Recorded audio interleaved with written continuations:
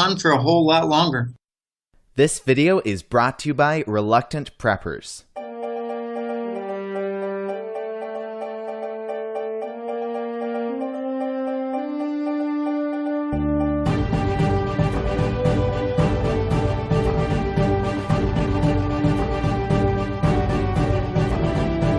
Click here to subscribe for free to reluctantpreppers.com.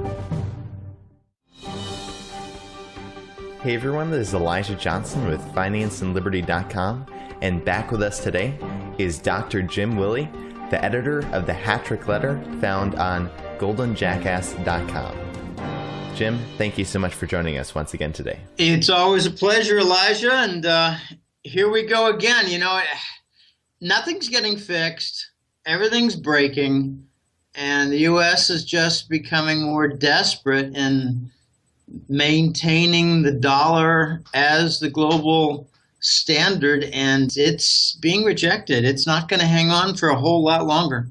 Definitely, and I know you recently wrote an article that I would like to discuss today.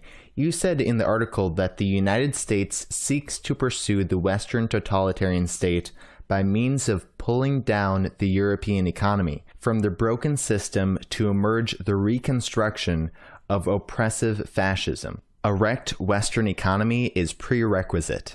Can you expand a little bit on this? Yes, this is very difficult for most Americans to hear, but you know, we all accept the historical background of the United States. It's the cradle of capitalism, the beacon of freedom. Not anymore. I mean, can you point to anything where we're cradle of capitalism? Can you point to anything where we're beacon of freedom? No, we're a primary axis for fascism now. When did it really change? Well, Bush and Clinton in the 1990 decade. I don't pay attention to political party. I pay attention to association with the bankers and the military-industrial complex. The rest is distraction and noise. In the 1990 decade, Clinton and Bush changed everything. They stole Fort Knox. They stole the U.S. government reserves for gold by installing a 0% gold lease privilege that you could not use, but Wall Street banks could. So we saw a rather historical drop in the interest rate. And they capitalized on that by going long on bond futures contracts. And they capitalized on the suppression of gold and the gutting of gold by going short on gold futures contracts. I estimate that Rubin and his gang made somewhere on the order of $2 or $3 trillion by raiding the U.S. gold. So then the 9/11 incidents pretty much killed the national spirit, installed fascism.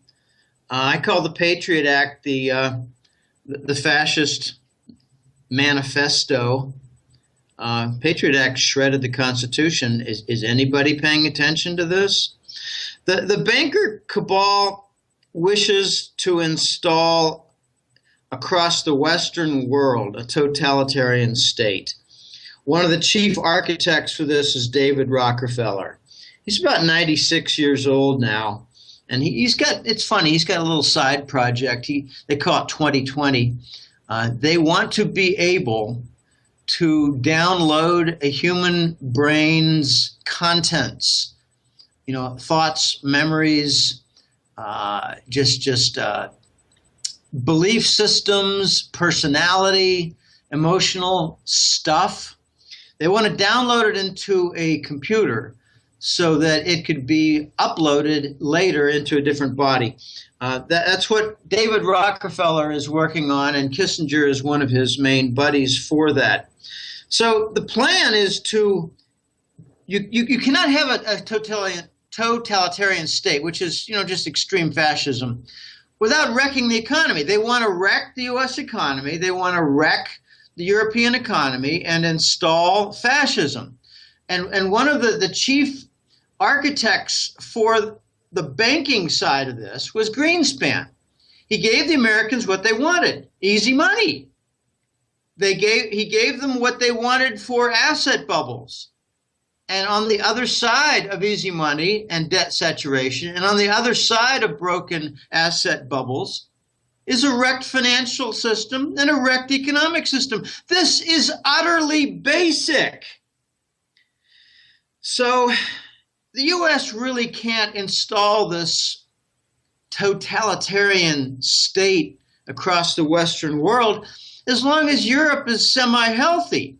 Now, the pigs nations and all their sovereign debt, they pretty much wrecked the South, but the U.S. and I call them the castle dwellers, the banker cabal, they need to wreck Europe the rest of the way, and they need to prevent Europe from joining through the pipelines, the energy pipelines with Russia. So that's what this Ukraine war is all about, to prevent Russia from joining in a tight way, commercially and financially, with Europe.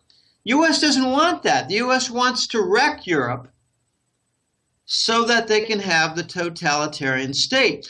We hear it called the New World Order, NWO, and I don't like to talk about that name in depth, but this is basically what it's all about. The Ukraine war is a final desperation to take down Europe and prevent it from marrying Russia. That's how I see it, Elijah. And speaking of Russia, how do you see that the Russian sanctions are going to impact the US dollar? And also, how do you see them impacting the European economy? All right, there's a shared Russian trade function regarding banking, food, weapons, and they've all been halted to Europe. There have been interruptions. There have been obstructions. And these are very organized and orchestrated. It includes the oligarchs. And the U.S. government and the EU like to try to make themselves look noble by identifying Russian oligarchs. And really all they're trying to do is attack and limit the best friends of the Kremlin. It's a bad plan. Okay, the entire energy supply to Europe from Russian oil and gas sources is to be threatened. And I've got some pretty reliable word from my sources that say we may see just about anything on the table interrupted except Gazprom gas. That's how important it is. So it's kind of funny, really, if it weren't so tragic, that they're going to block food, but they're not going to block energy. They're going to block banking, but they're not going to block energy. They're going to block oligarch activity, but not energy. They're going to block credit cards, but not energy. It's really not a good plan. But in response, these Eastern powers, I believe, are going to work toward a non-dollar alternative. And that's kind of a zip word you hear nowadays in the press. Anytime you hear non-dollar alternative, just think return to the gold standard. The press does not like to even mention gold standard by title. If they see gold standard efforts, they'll call it dollar alternative and try to paint it as some kind of a terrorist event. Eventually, Europe is going to work toward this alternative system, joining the East. I think it's just locked into the future. And notice that the U.S. government is busy prosecuting the French banks like BNP Paribas for sanctioned violations, busy prosecuting Swiss banks like Credit Suisse for tax evaders and private account disclosure violations. And notice that in progress, and it's going to get, I think, just blown completely crazy, is the U.S. government prosecuting Deutsche Bank in Germany. And they've already given a preliminary hypocritical statement that they're going after Deutsche Bank for derivatives, fraudulent activity in derivatives, and for fraudulent activity in the Forex currency market, which is precisely what the London banks do and precisely what there was no prosecution for. So, Elijah, we've got this tremendous hypocrisy coming and pressure on European nations to break away from the United States in its fold. Elijah, this is going to get out of control, and it's already a little bit out of control. And you've mentioned that this is just isolating the United States. You mentioned in your article that the U.S. government will succeed with a series of new sanctions in isolating the majority of the world's nations. In doing so, it will isolate itself. So can you expand a little bit on how you see this happening? Well, yeah, imagine that you're in a fraternity and you've got 25 young men, and one guy says to 8 fellows, I don't want to eat with you. I don't want to go out partying with you. I don't want to drink with you. I don't want to go to football games with you.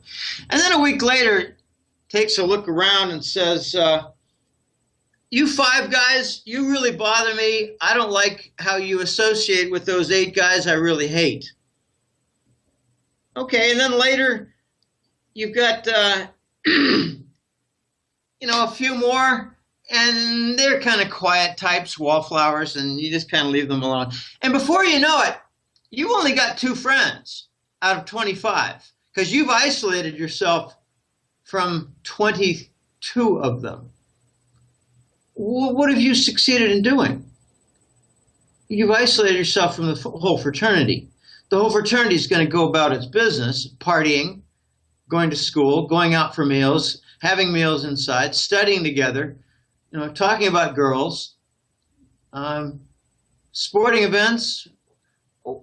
What have you accomplished? You don't have any friends. So the United States has sanctioned Sudan, sanctioned Cuba, sanctioned Iran, sanctioned Russia. They refuse to sanction China. Isn't that interesting? That's because they hold so much debt.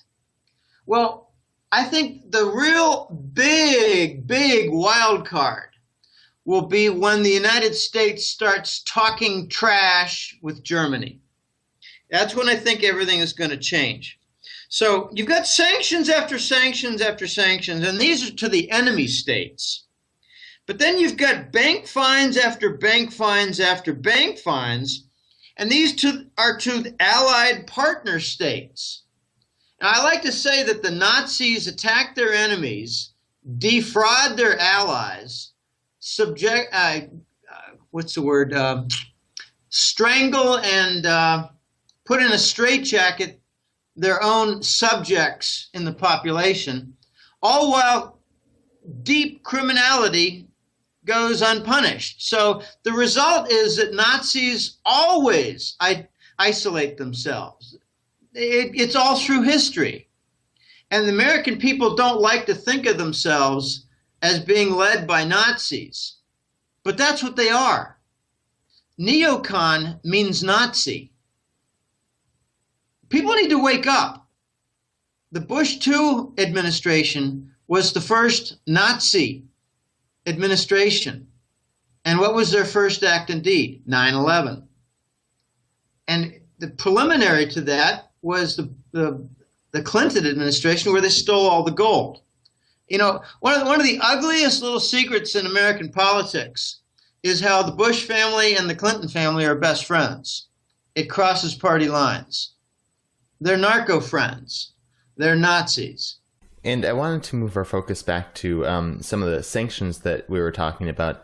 I know that ExxonMobil, Dutch Shell, British Petroleum, and Boeing do not support the sanctions against Russia.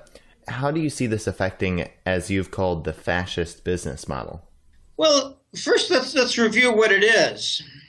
The fascist business model involves a merger, kind of a meeting of the minds, hearts and minds, of major corporations working in collusion with the government, which permits crime, deep crime. I'm talking about multi-trillion-dollar crime with these major corporations committed by them.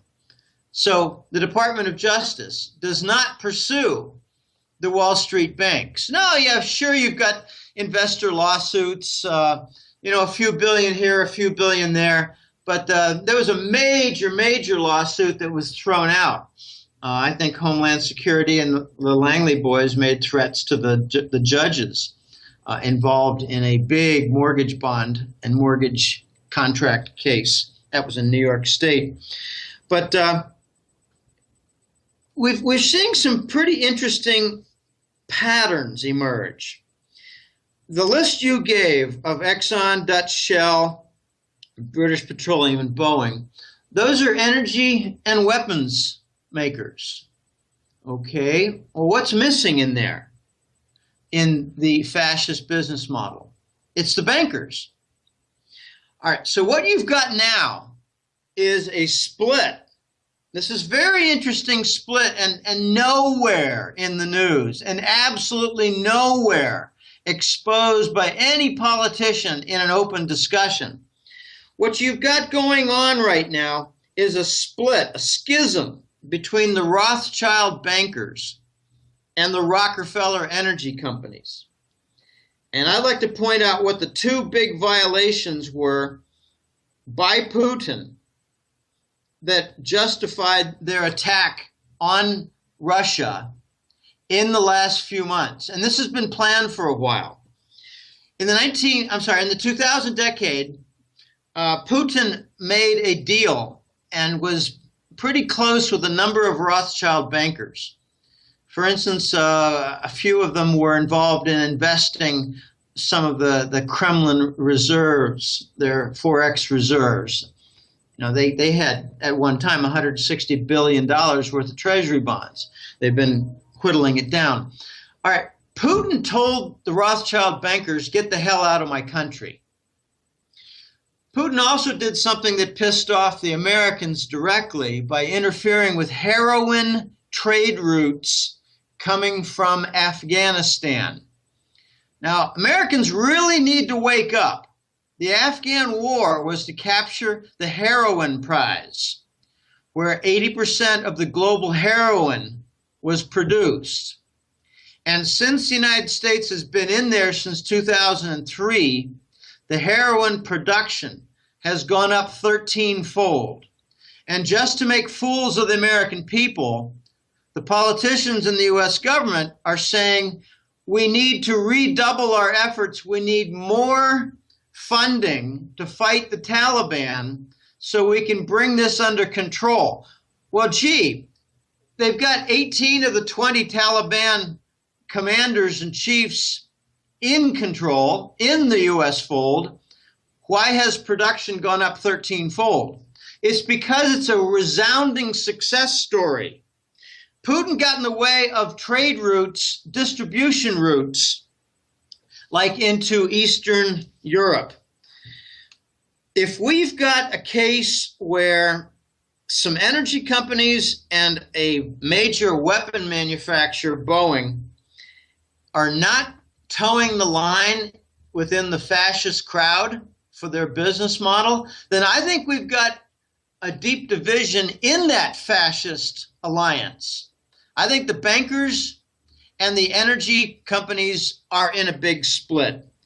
Exxon is continuing with the Black Sea offshore oil production. Exxon is continuing with the Arctic exploration with Russia.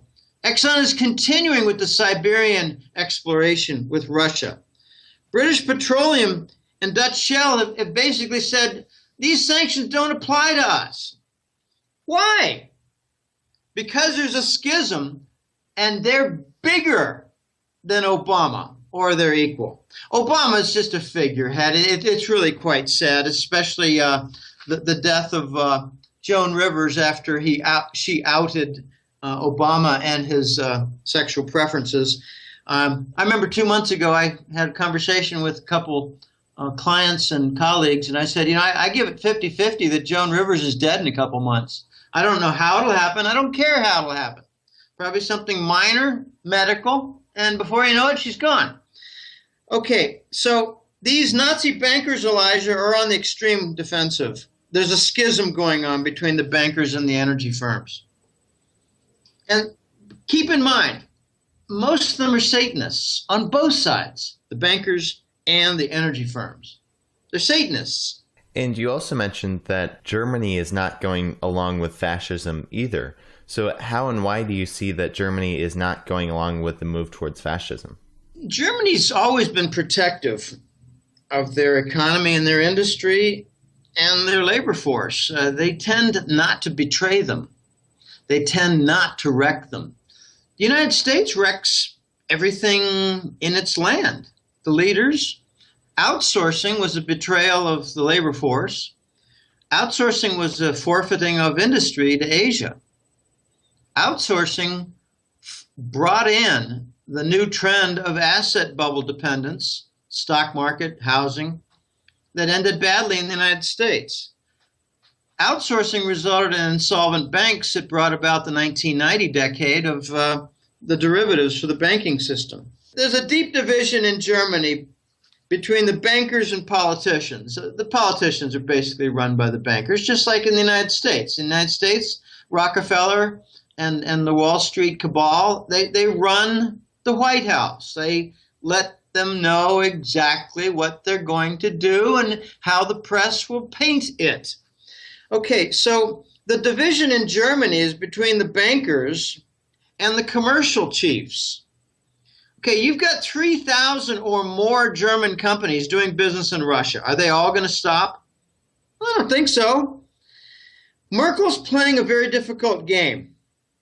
I think she's playing to the bankers, giving the U.S. lip service, and making empty promises to the U.S. and NATO warmongers. There was an event a month ago. I think it was in early August, mid-August. The Germans announced that they were not going to supply fighter aircraft to the NATO forces in Ukraine. And I thought, whoa, that's a split. That doesn't sound like a normal event in an alliance. So, Merkel also did something in the Wales NATO summit just a few days ago.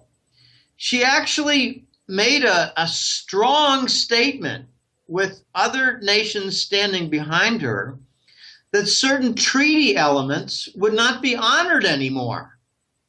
And the U.S. press just totally ignored it. European press didn't ignore it. A couple of sources of mine didn't ignore it, because what it meant was Merkel was telling the Americans and British that certain planks holding the gut of all of the NATO treaty together didn't apply anymore. Now, what does that mean? To me, it means that NATO is pretty much dead. I got word 2 weeks ago from my excellent source, The Voice, who's got tremendous contacts throughout Europe and Asia, but he's European. So he's got a lot of contacts from his, first 30 years of life on planet Earth. The Germans, the Swiss, and the French, and the Dutch. He's got a lot of contacts, Austrians. And what he told me was that there were special forces type professional troops from Germany, France, Holland, and England who were fighting against the Kiev regime in Ukraine. They call it something like the Ukraine Freedom Movement, or I don't know, liberation. I hate the word liberation. Liberate from what?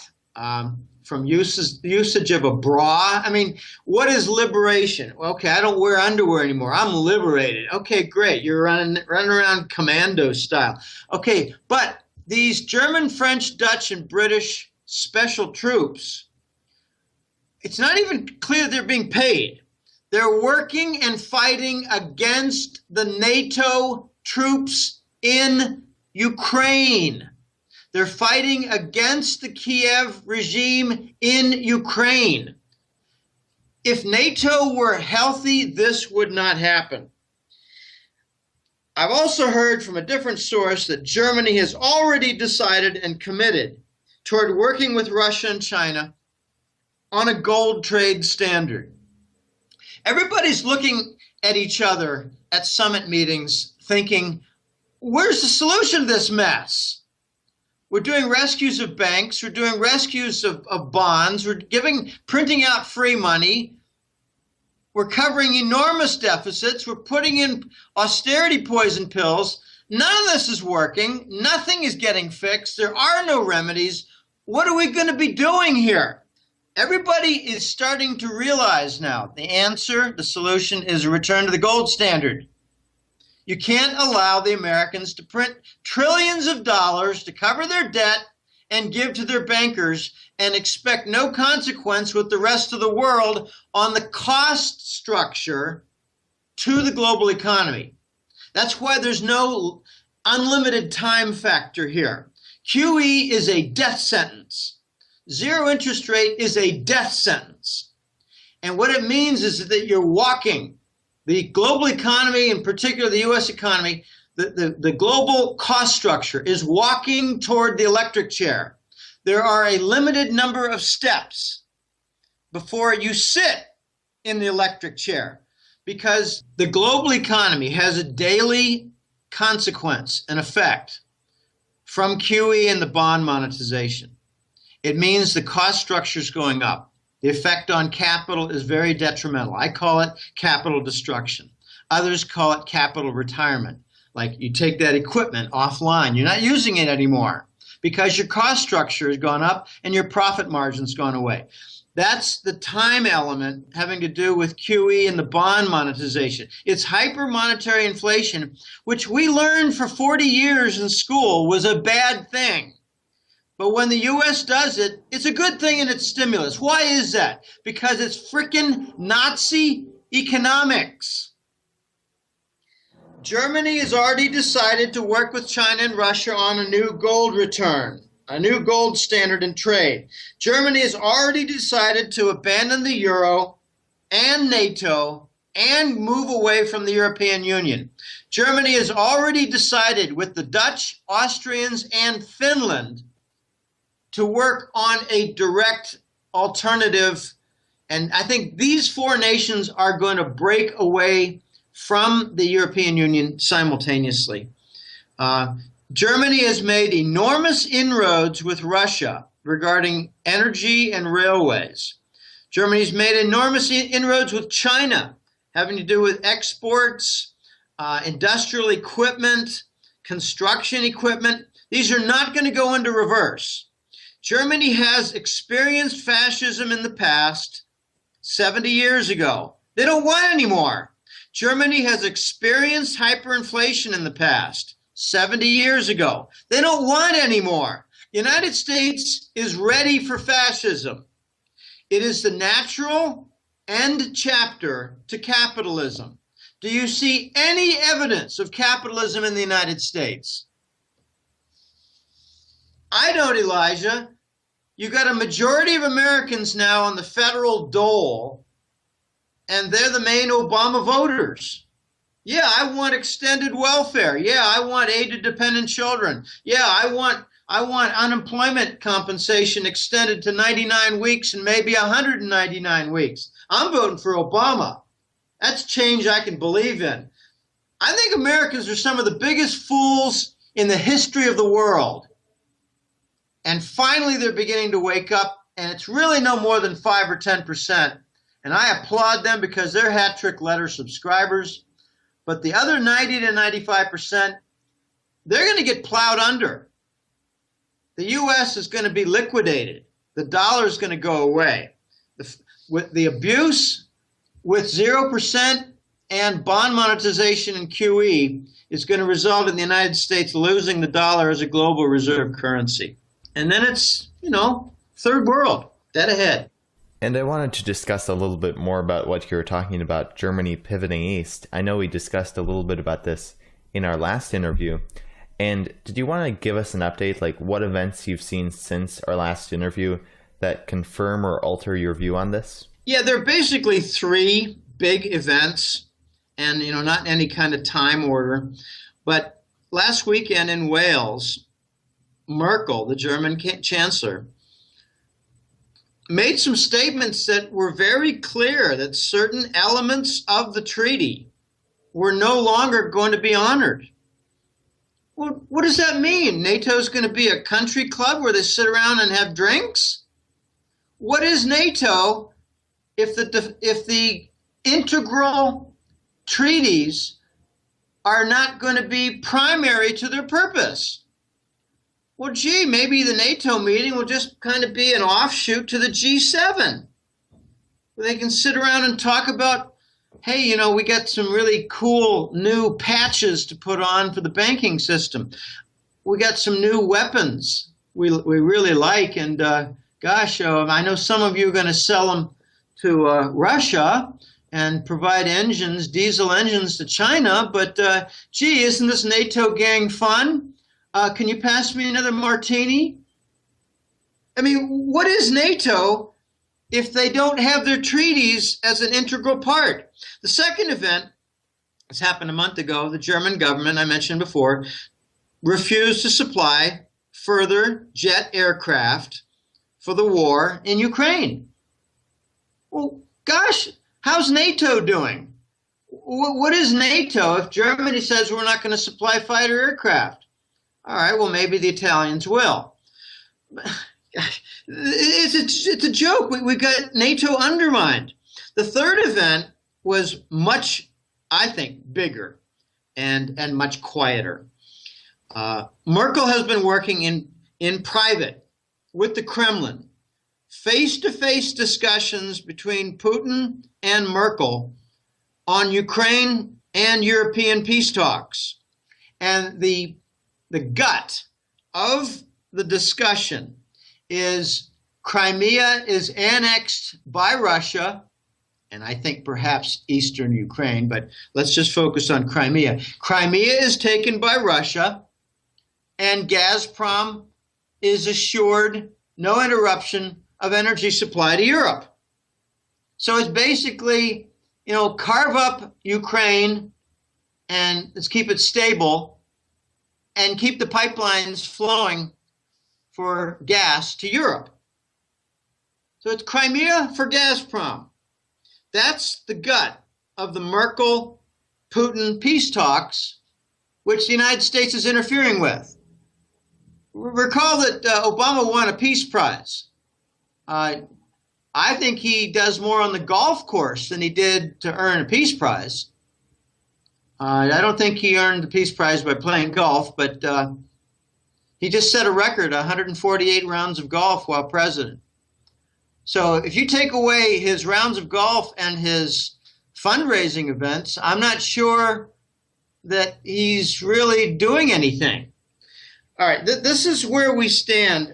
Germany is making very loud noises, and in private, they're letting their Russian and Chinese commercial partners know exactly where they stand regarding leaving the euro, leaving the Union, and leaving NATO. That's how I see it. That's what I'm hearing, Elijah. Did you want to summarize a little bit on how NATO is being undermined by sanctions and war? Sure. Member nations must permit wreckage of their economies to support the U.S. Nazi war. People need to understand the entire Ukraine war is a project out of Langley, funded by Langley. And the news was given away several months ago. The United States, through Langley, invested $5 billion to have a regime change, also called a coup d'etat. So if member nations must permit wreckage of their economies, then you're going to see pressure to break away from NATO. The second thing is member nations must suffer the consequences of Russian retaliatory sanctions. We saw a few weeks ago the Russians say, all right, we've had enough. You want to keep poking a stick in the Russian bear's eye? Well, fine. We're not going to buy your food anymore. We don't have any interest in Spanish, Italian, German, French food being exported from your countries to Russia. We're going to find alternative sources, and they are in China and all kinds of South American countries. So, at the World Cup in Brazil in July, I think arrangements were being made for agricultural export to Russia. So these member nations are going to have damage to their farms, their big agribusinesses. And I think you're going to start seeing in the next 6 months the Chinese buying up giant European agribusinesses, farming businesses. The third thing is member nations will be forced to deal with repercussions from their indigenous population. The Spanish just had a big peach protest. The Spanish are starting to give away food to just let the point be known to their government that they're wrecking the system. I think the Spanish agricultural business is going to be in focus in a very big way, especially when the first offer comes in by a Chinese company to buy it out, because it's going to alter the export. I really thought that there might be a chance that Turkey would act as an intermediary, send your agricultural export to Turkey, and we'll distribute it to Russia as we see fit. It hasn't happened yet. Maybe it has more than I know. But these farmers are making a lot of noises, and we know most revolutions take place over issues having to do with food. The fourth and last thing to note is that member nations will be forced to face their corporate chiefs to explain policy. Why have you wrecked our export business, you clowns? Remember, the European Union commissioners are not elected. They're waging war with huge consequences to the European Union economies. They're not elected. Who are they? I don't think 99% of Americans could name a single European Union commissioner. Yet they're waging war. Who are they? Why are they doing it? I think it has to do precisely with wrecking the European Union economy to bring about the totalitarian state. Notice the empty promises given by the U.S. government to Europe. They say sanctions, put sanctions in against Russia. We will guarantee your oil and gas because we've got surpluses in North America. What's a load of crap? The United States has a hard time conducting refinery processes for all the very light crude oil that come from shale oil projects. This is a global mess that the United States is creating. This is not going to end well. This is not going to result in any kind of recovery. I talk to smart people with economics backgrounds and degrees, and I hear the same nonsense, vapid crap over and over again. The U.S. always comes out of it. Not this time, because of outsourcing and because of the 1999 most favored nation status given to China, where we reindustrialized China and gutted our industries and therefore gave away our legitimate core of income. So the member nations of European Union and NATO are going to fracture off. That's my view, Elijah. It's going to take time, but it's happening right now. I wanted to turn our focus to the petrodollar. I know you recently reported that the Gazprom Neft Corporation announced acceptance of Chinese yuan and Russian rubles for payment for crude oil sold to Europe and to China. So what do you see the consequences of this to be? Well, this is actually a correct jackass forecast that I made in March and April. I said we're going to have a very unusual situation where Russian energy trade is going to accept Chinese currency in payment outside the dollar sphere. And it's finally happening. It's a correct forecast. The word neft in Russian means oil. Not necessarily oil directly, but it means oil firm. Gazprom Neft is the oil firm behind Gazprom. Gazprom is the giant natural gas monopoly inside Russia. Gazprom Neft is their oil firm. So I think Gazprom decided, all right, let's just have a little trial balloon here. Let's let our oil company subsidiary go out and say, we will trade with Europe and get paid in rubles. Let's trade with China and get paid in yuan. And if the Europeans want to use yuan, fine, we can accept that too. Well, what does it mean with respect to the ruble and the yuan? It means they're going to be pretty soon interchangeable. I like to point out the joke, the stupidity, trying to isolate Russia. Well, it's got 12 or 13 time zones. I got corrected recently. There are only 10 time zones, but there's a 12-hour difference from one end to the other. From Vladivostok to St. Petersburg, it's 12-hour difference. All right, so you can't isolate a country that big, nor can you isolate a country that has so many connections now with China. So we've had a de facto petrodollar standard for since 1970, so for 40 years. And this started after the Arab embargo in 1973. And notice in 1973, the Arab embargo and all the movement toward the petrodollar as a standard, recycling OPEC and Saudi petro profits surplus into dollars and treasury bond. Notice that all happened in 73. 2 years after we broke the gold standard, Bretton Woods. Okay, that was the replacement standard. So what that meant was we're not going to have a gold standard anymore, but we're going to let the Rockefellers control the dollar standard. All right, that was quite a coup by the Rockefellers. All right, that has stood for 40 years as a stable force. Notice in the last few months, the Saudis are permitting a fast erosion in the petrodollar. They're having a big conference every single month with Chinese business interests, banking interests, minister-level meetings.